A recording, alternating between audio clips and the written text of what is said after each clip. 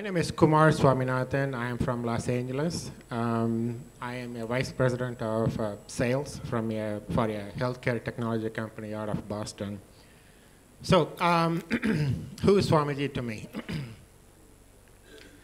In 2007, that's when I was first introduced to Swamiji by my wife. At that time, I came to know him as a proficient writer in a Tamil magazine, and I just glanced through it, and it was pretty interesting at that time, so I put it down.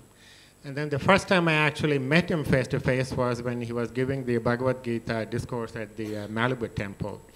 And someone who has never even cared about Bhagavad Gita in my life before then, I actually sat through the whole discourse and listened to it, feeling something different inside me.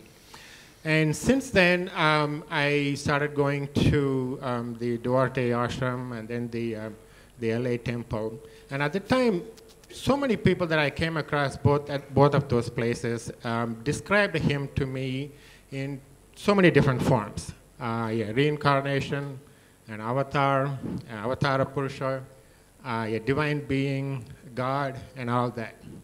You see, growing up in India, I was part of an organization that was totally against God, anything spirituality. So with that context, with that space, I couldn't understand or make any sense out of all those terminology about somebody. And at least I was not stupid enough at that time to reject any idea that I did not understand at that time. So I had enough sense to continue my query and inquiry about what this is all about, who he is actually to me, what he means to me. So I continued my journey. In 2009, I attended my first IEA in June of 2009. And initial transformation was profound at that time, nothing compared to this time around, of course. And then ever since, I on my own realized who he is, who he was to me. It has varied from a guru, an incredible teacher, a mentor, sometimes a family counselor, a marriage counselor, and recently a teenage crisis counselor as well. So, and that's what it was, all those was to me at that time, experientially. And then here I am in this inner awakening, right? And he put me through this process where I finally came to know who I really am. In that process, he had to cut through layers and tons of incompletions, patterns, ego, stubbornness, and all that to wade through all that to make me realize who I am.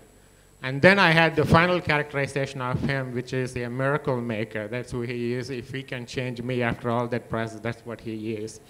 And then that final realization actually made me to cognize and internalize everything that I heard about him, from everything that other people have talked about him, and everything that I have realized about him as well. So today, here we are in the graduation.